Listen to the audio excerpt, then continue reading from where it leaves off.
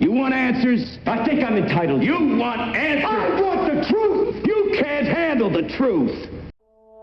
The suggestion that NASA faked the Apollo missions goes back to the very first time Neil Armstrong walked on the moon. Some believed he never really went. Others believe that he did make it, but the famous footage and photographs are fake. To find out more about how and why the landings might have been staged, Second Thought has made this video for you. Please check it out, it's great. In the meantime, in this video we'll consider the fact that if the footage were faked, someone had to fake it. And the best suspect is legendary director Stanley Kubrick. What's more, he may have left clues that expose the greatest hoax in history. Not only was Stanley Kubrick an artistic genius, but he was a technical wizard. His groundbreaking film, 2001: A Space Odyssey, made him the obvious suspect to fake the moon landings. It came out in 1968, over a year before the Apollo 11 landing. Yet its depiction of weightless space travel is still hailed as the most accurate in cinematic history.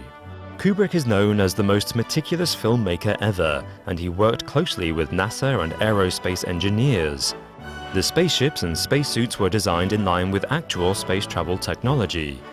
Images of the moon were constructed using NASA's best maps of the surface, which is why they still stand up today. The film features extensive sequences set on the moon, which use miniatures and front-projected matte paintings to recreate the process of landing and walking on the desolate moonscape. Theorist Jay Weidner says a close examination of NASA footage and still photographs reveals the same camera tricks were used as in Kubrick's sci-fi epic. He believes that Kubrick was hired by the US government to stage the moon landings using the technology and equipment he perfected on 2001: A Space Odyssey. Furthermore, Weidner says Kubrick subverted his vow of secrecy by hiding clues to the truth in his 1980 horror masterpiece, The Shining.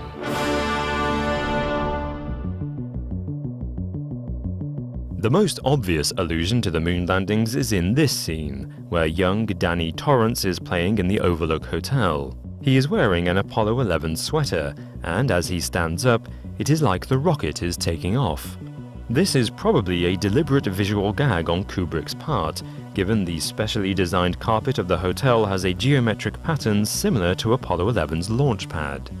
With this in mind, Jay Weidner argues there are many more references to NASA's lunar program littered throughout the film. The food supplies in the hotel include Tang, a powdered fruit drink used by NASA on its manned spaceflights. More subtly, the number 11 and the letter A are hidden in shapes throughout the sets. And the Native Americans on the tapestry to the left look suspiciously like Saturn V rockets, the same ones used on the Apollo program.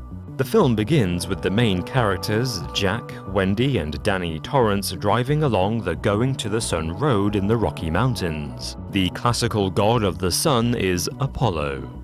Later, when Jack Torrance meets the manager of the hotel, we can see two eagles in the office.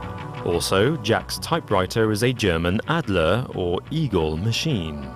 The symbol of the Apollo missions was the American bald eagle, and the lunar module itself was named the Eagle. Meanwhile, the manager's outfit, comprising of red, white, and blue clothing, means he represents the government.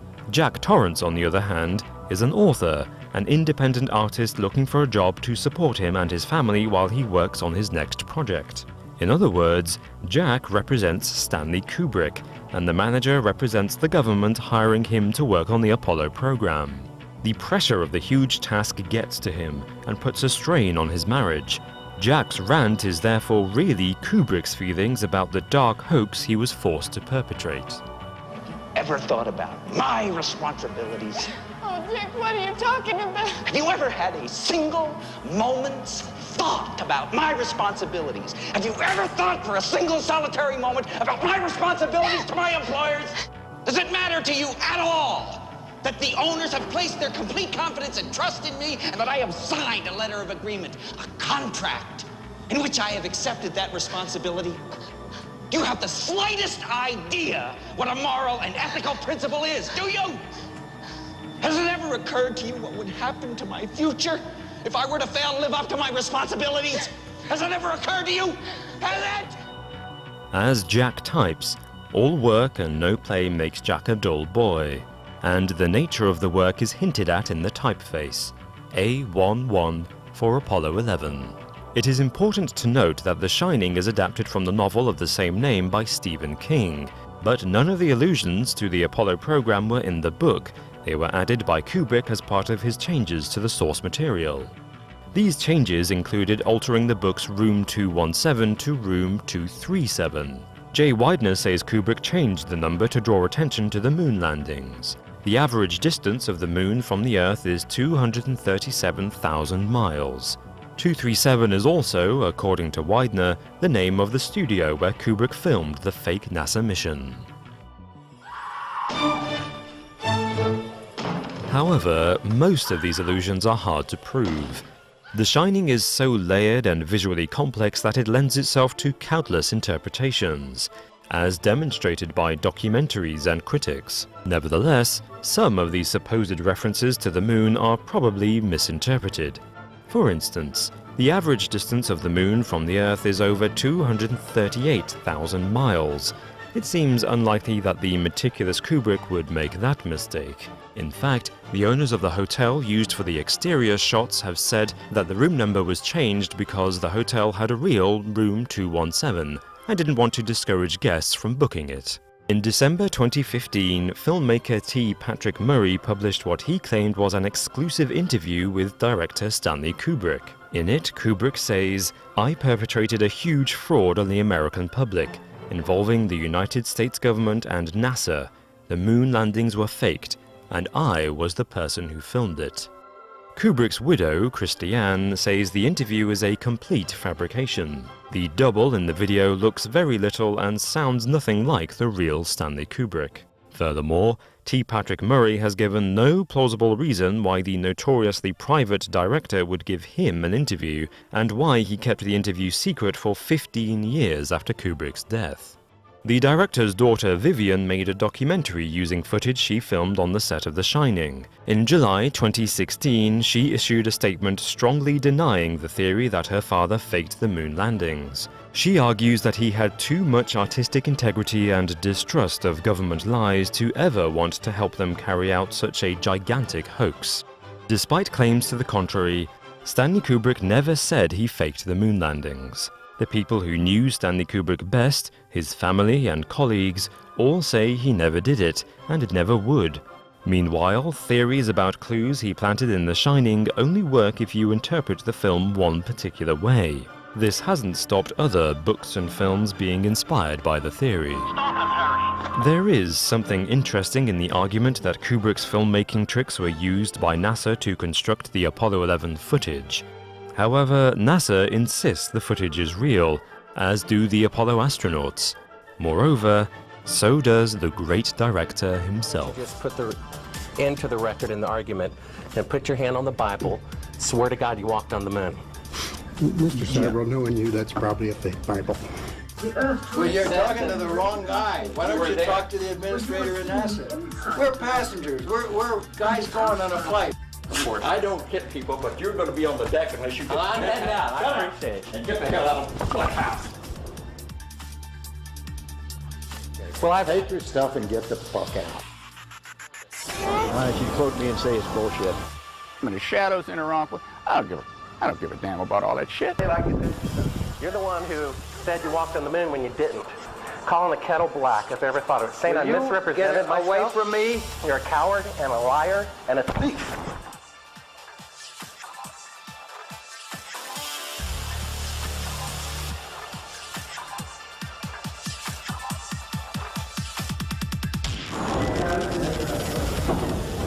You want me to knock you in the head? Well, I want you to swear to God on the Bible that you walked on the moon. Okay. If you walked on the moon, we're given the opportunity to swear to God that you walked on the moon. I'm going to give you the opportunity to get the hell knocked out of you if you don't leave me alone. They're beyond human. They couldn't cover it up. They were just too human. Exactly. You can see on Neil Armstrong particularly. He doesn't want to lie. This guy just doesn't want to lie. No. He's looking down. He just doesn't want to say anything. This is why he didn't give any interviews for the rest of his life. Look at that. Please do look at that, folks. YouTube video of the first Apollo crew to come back. Press conference. It's really embarrassing. I mean, it's just embarrassing. The lie was so big that they really couldn't fake it that well. It was too much for them. In the movie 2001, Arthur C. Clarke, very high Freemason, gives you the agenda of high Freemasonry, not the schmuckdom Freemasonry, but the high stuff. He gives you their agenda and their philosophy and their religion in the movie. And in the beginning of the movie 2001, made in the 1960s, they show you the ape men, the hairy guys, supposedly. And the hairy guys are terrified of the darkness, and they quiver in their caves at night, and in the morning they go across to the watering hole and they meet this other tribe of ape men, and they shake their fists and so on each other, go through a little dance, a song and dance, and then they have a drink and sort of muffle off in their own separate ways, and that's how it's been going on forever. And in the little sequences around it, as they're showing you, they show you a pig, you see, as part of their religion, you understand all this later. And they'll show you a little tree branch shaped like a big snake, you see. And you see all these emblems, but these are actually Masonic emblems, occultic, high occultic emblems, you see all through it. And even though the story eventually goes into space, it starts with these cavemen, and an obelisk comes down, this black obelisk. And in the book is more detailed, because the obelisk pulls each caveman out one by one and makes them jump around and stuff, and it's testing them out to see who's got the best smarts. And it picks one of them, and one day at the watering hole, instead of going over and shaking their fists and yelling and screaming and then having a drink and going home, this one picks up a bone, because they love the skull and the crossbones, of masonry, the pirate's flag. He picks up a thigh bone, and then he smashes his enemy over the water hole there, and he kills him. And they're telling you that's the right of might. The right of might. He who will kill is superior. As they give you religions about being meek and mild, they teach another one for themselves. Progress. You see, they have a thing called progress. They hate something called stagnant civilization, arrested civilizations. No, you must have progress. And progress to them is done through those who are willing to kill and become the top chutzpah, the king of the ape men. And then it jumps from there into the future, to the year 2001, and then a space journey occurs, supposedly on the trail of this obelisk that had been on Earth. Ends up on Jupiter, but it's all occultic. It's nothing to do with space travel. There's a Masonic initiation in it. You'll see the computer HAL on board the spaceship traveling to Jupiter, kills off two of the guys that are with him, and then tries to kill off the third guy. He outsmarts it and disables it, meaning he overcame all the natural laws. HAL is the sun, like halogen, halcyon the Greeks, HAL. And HAL, one letter after it, each one in the alphabet is IBM. You see, IBM, you speak it, it's I-beam, the beam from the eye of Ra. The beaming from the eye is between the pyramid, the capstone, and the rest of the pyramid. So everything is shown to you. It's not necessarily that you understand. It's only necessary that you think you understand. Whenever it comes out of these movies, chomping away there, wow, it's a good movie, what's next? I have no idea what it means. And in 2010, as a follow-up to the movie, and it shows you what's supposed to happen in 2010. And so this big thing at the end, where this guy who escaped the computer, remembers, in the next movie, he's timeless, he's ageless, he's become a god because he overcame Halcyon, you see, the sun, the natural order. He overcame all the laws, and he's a god. And a new sun appears in the sky, but as above, so below. So a new sun will appear on earth, a messiah, a being, an entity, whatever it is that they bring forth to you with much hullabaloo and fanfare, I'm sure. but they're telling you their system, that they show you their religion, from evolution, which is their belief system, both physical and spiritual, because they do believe in reincarnation, but they don't believe that everybody reincarnates. Your children will be born in a world of two suns. Someday, the children of the new sun will meet the children of the old. Ready? So we are going back for another prototype. With who? We can't land on the moon. We aren't touching down for 5 years. We can make a film that shows us going to the moon without actually doing it.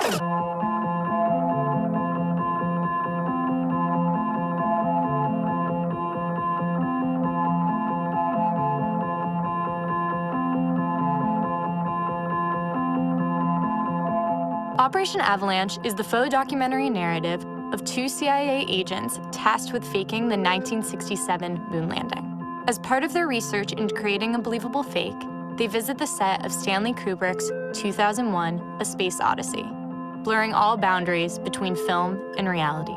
Do you see what's going on here? Kubrick is getting NASA to make sure that his space movie looks like real space. And so we're going to use his space movie to make sure the real space movie looks like space. By framing their film as a period documentary, the filmmakers created a unique challenge for themselves: how to have their characters interact with the real Kubrick in archival footage.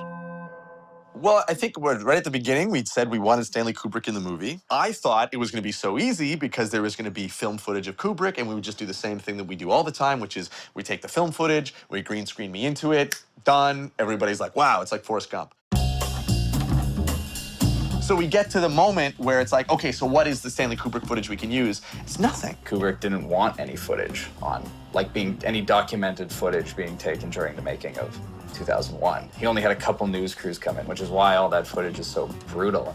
It's based on a real story about the guys investigating Stanley Kubrick. 2001 is so connected with the Apollo launch. Everybody likes saying Stanley Kubrick was involved. So the idea of not having in the movie would be such a letdown, but also kind of bullshitting our way into just show, oh, he's in the room over there, or getting a look-alike. All that stuff just wouldn't fit in the documentary world that we were fighting so hard in every other respect to create. The initial part, we wanted to sell that we were actually at Shepperton Studios in the UK, and we set up a scout. Our plan was we would go do this tour and then try to sneak away and maybe steal a few shots. But when we showed up, they gave us our passes and they said, okay, now wait outside for the person who's gonna take you around, and we just bailed. We just found the areas of the lot that they were the authentic pieces of the lot that would have been there when Kubrick was there. So we shot a lead-in to that Shepperton sequence there. Everything else on the soundstage was recreated from archival stills. Excuse me? How'd you set this up? Tristan Zarafa, he was the one who came one day and was like, okay guys, what if we take high-res stills of behind the scenes of 2001, and we'll comp Matt into it, and I'll make all those still images move. Which sounded so crazy, and even he thought that this was crazy because nobody ever done this before. So he took the photographs and he did a 3D projection where he turned the photos into 3D space. And not only did the world that he created look real, Kubrick could move. He could have actual Stanley Kubrick in the movie. I would never normally do this, but it's for a friend. His name is Matt Johnson. And so right away we're like, yeah, we'll just pour everything we have into this. We then went onto green screen, and on soundstage we recreated camera moves in virtual space, which he then mapped back into the geometry of these photographs, replacing characters so that Kubrick is actually Kubrick, but he's on the body of an actor so that the body moves in the right way. The crazy thing about it was reverse engineering these photos. So trying to figure out, okay, what lens was this shot on? So he would go back and he'd actually find measurements of the soundstage where these sequences were shot, and then be able to take that geometry and make estimations about what lens lengths they were using in the photo so that we could use the same lens length. The result is a Super 8 camera that Jared has hidden in a bag, and we walk onto the set of 2001, which when we first saw even the most rudimentary tests was just jaw-dropping. We're like, wow, this is really real. Not bad for on the spot, just figured it out. Jared, wave! Spirit, big wave!